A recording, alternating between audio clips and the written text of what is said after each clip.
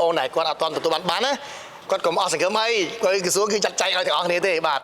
សម្រាប់ខ្ញុំមួយគ្រួសារគឺសប្បាយចិត្តហើយទន្ទឹងរង់ចាំយូរហើយបាទតែសំខាន់ថ្ងៃនេះមកគឺឃើញថាក្រុមការងាររបស់ក្រសួងដែនដីអូរៀបចំបានល្អ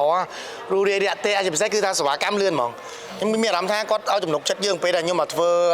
ឯកសារហ្នឹងមួយប្រពន្ធខ្ញុំហ្នឹងគឺយើង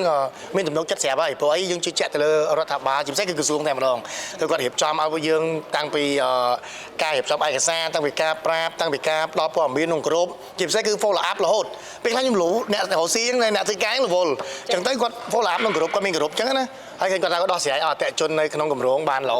អញ្ចឹងសង្ឃឹមថាបងប្អូនដែលគាត់អត់ទាន់ទទួលបានណាគាត់កុំអស់សង្ឃឹមអីគាត់ក្រសួងគឺចាត់ចែងឲ្យទាំងអស់គ្នាទេបាទគឺថាយើងធ្វើតាមលំដាប់លំដោយអញ្ចឹងណាបាទជាពិសេសខ្ញុំមួយពុនខ្ញុំទៅបានមួយទៀតនៅសមបានទៀតបាទតែនៅរងចាំដូចបងប្អូនដែរអញ្ចឹងសង្ឃឹមថាវីដេអូនេះបងប្អូនបានឃើញគាត់សប្បាយចិត្តដែរព្រោះអីឃើញថាពិតជាទទួលបានពិតគាត់មែន